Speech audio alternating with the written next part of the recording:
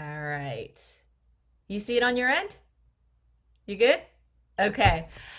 All righty. Hello, everyone. I feel very weird saying this every time now, but welcome to Worship Moments with January. Be-ding. This week, I'm so privileged, I'm so honored, I'm so thrilled to introduce our guest. I'm going to let him introduce himself. And as you do so, if you could share a little bit of our history and how we know each other, that would be great. So, who are you? Well, I'm Ed Willmington, and I'm the director of the Fred Bock Institute of Music, which is a part of the Brehm Center for Worship Theology and the Arts at Fuller. And so my role is to oversee the music art end of what the Brehm Center represents in terms of coordinating worship, theology, and the arts. Yeah, and Ed, you also are a prolific composer, arranger. So, can you share with us a little bit about that part of your life? Well, I do have another one of my titles is Fuller's Composer in Residence. And yeah, I just found growing up that I had an interest in music theory and composition and ended up getting my doctoral degree in that area. And so to be creating music, it's just been one of those things that's come. It's taken a lot of different twists and turns, but it's been a gift from God for me to be able to enjoy creating. It's being very, very, very modest right now. About how many pieces are we talking about that you've composed, arranged throughout your lifetime? Well, I have no idea. I mean, the publications are 150 or more, just in publications, but there are others, some small, some larger. Hmm. Um, it's kind of gotten lost as to a number. The next one is what's important. That's so true, though. That is so true, and maybe That's we can right. go into that in a little Yeah. bit. But Ed, how do we know each other? Well, I first met you as a redhead and involved kind of helping us out with Fuller Chapel, which is a part of also what I get to be involved with the whole group of chapel leaders at Fuller, which is those are my people. I enjoy that experience and being together, and you became a part of that, and then became an official leader part for the last couple of years. So we've spent 3 mornings a week for 2 years in meetings, rehearsals, conversations, doing chapel. That's a lot of time. We spent a lot of time together. So I watched you Yeah. go through all the hair color changes. And so, yeah, I immediately was just like, Ed is one of those people, persons I want to host on this a humble web series because I just feel like there's something to your music that is, I don't know, it really strikes an emotional chord for me. And I think, especially as someone who grew up playing the violin, which is a more melodic instrument, Mm-hmm.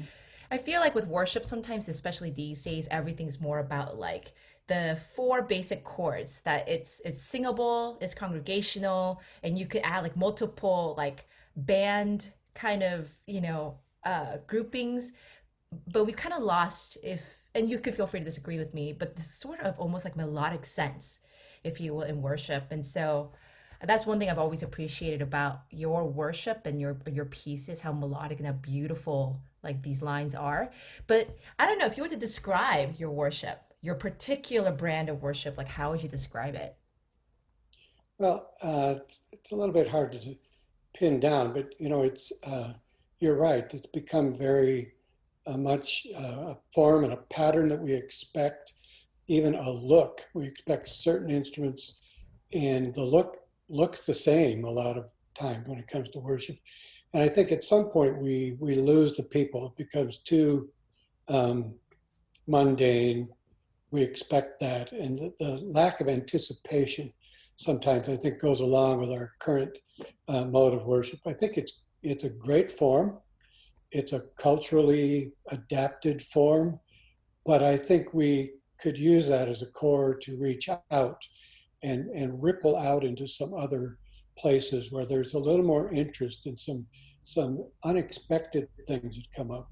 So, 6 chords instead of four sometimes, or an instrument instead of that instrument, or that movement. I mean, there's so many areas that could be just rippled out a little bit from whatever our core happens to be. And much like you, I mean, I played violin for 5 years when I was a kid, and so I have an appreciation for instrumental music. And you write a melody that's interesting. Well, it's not always going to conform to just 3 or 4 simple chords. So it's going to stretch you out. By the way, I think one of the missing expansive things in worship is just to have more music that's purely instrumental. Maybe even longer introductions to pieces or after pieces that allow people to think, or to start a service, to give them, here's where we're going today. Sometimes doesn't have to have words, but just can be a quiet instrument. Says, oh, we're going to be quiet in prayer, or something that's dynamic that says, praise is where we're headed today. That could be done with instrumental music that doesn't have to have words. And so creating music depending on the circumstances and the situation. Ed, I know you also have like a special heart for like chorale music, and that's a lot. A lot of your work has centered around really showcasing different chorales and arrangements for them. So, can you touch a little bit about that and why that is a particular holds a particular place for you?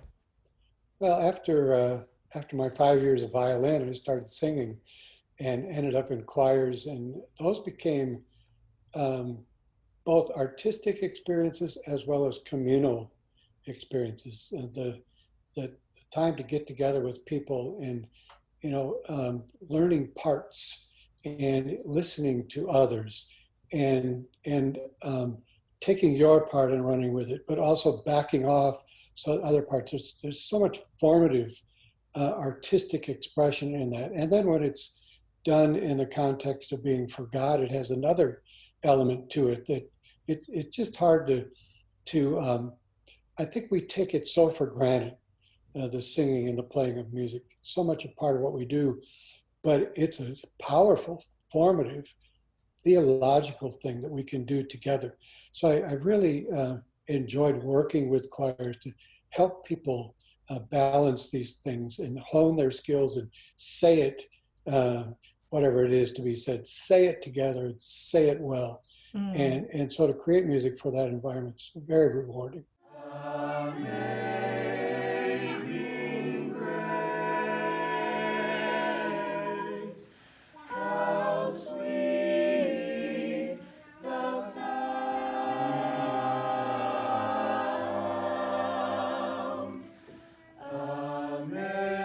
Yeah, there's some interesting studies out there about how music affects the psychology, the physiology, both in the doing from those of us who do it, as well as those who receive it.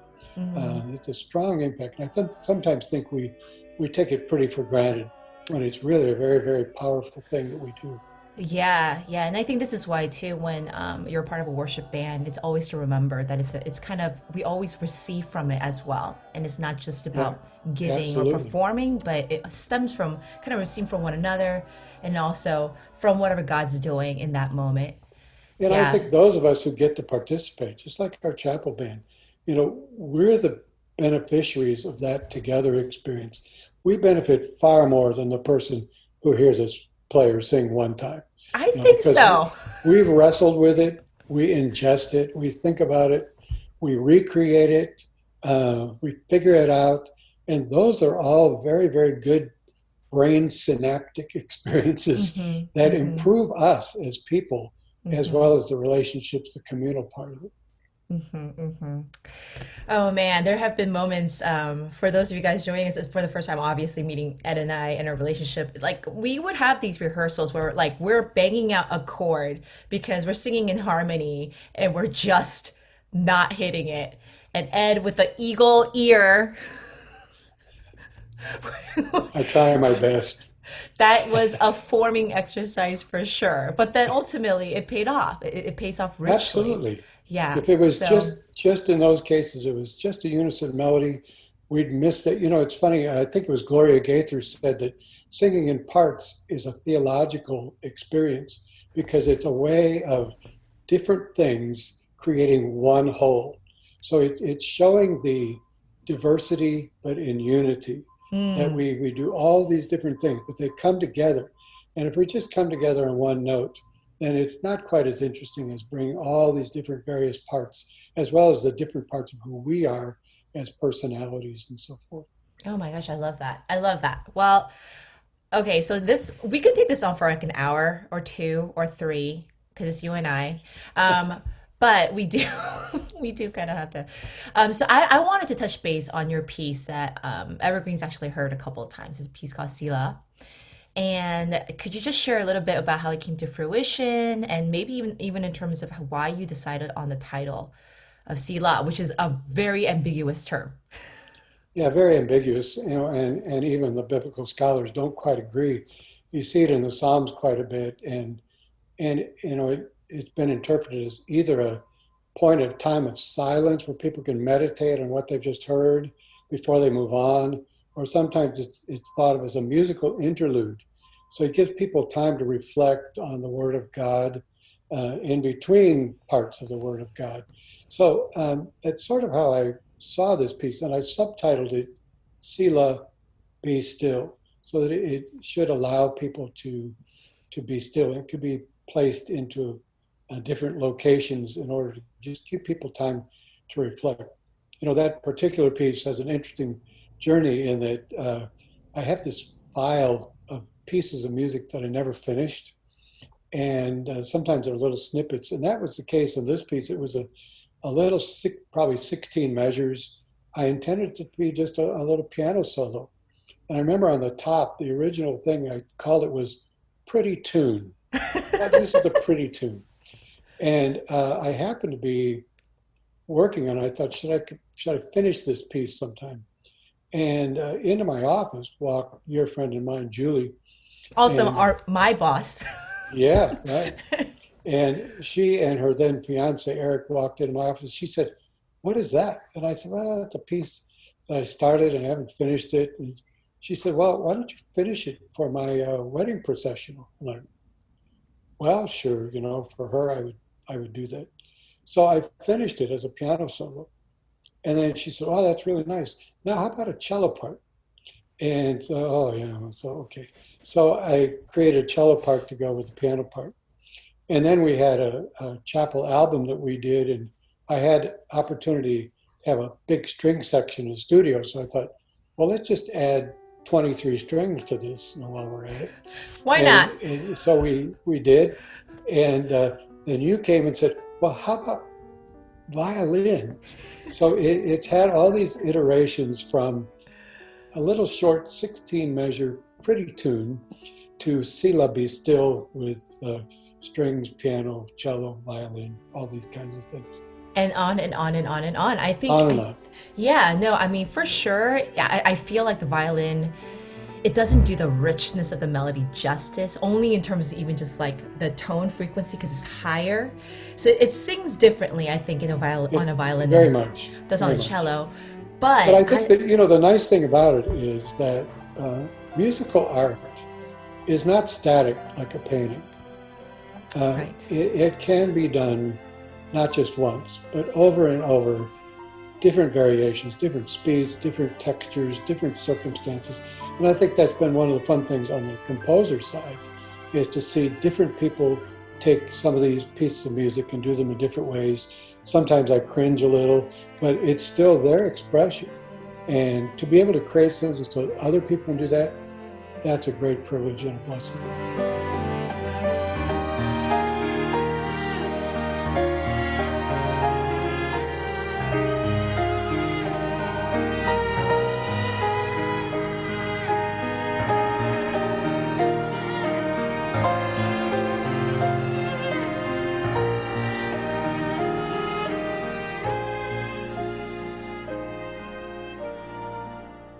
As a worship leader yourself, you can offer a word of encouragement to whoever may be watching or even listening to your music.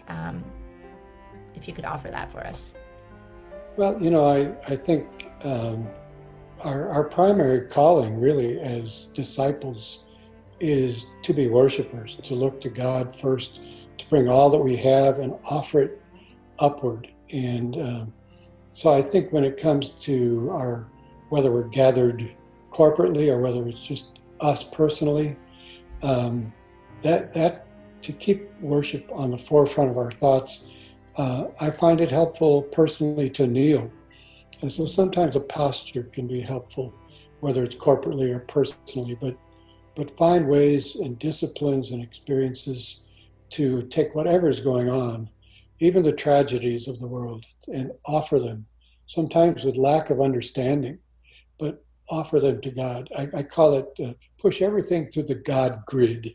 Here's God, push it through and see what he says to us in return.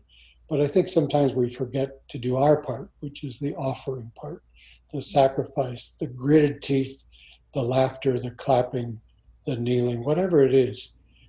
Bring that personally and corporately as our offering to God.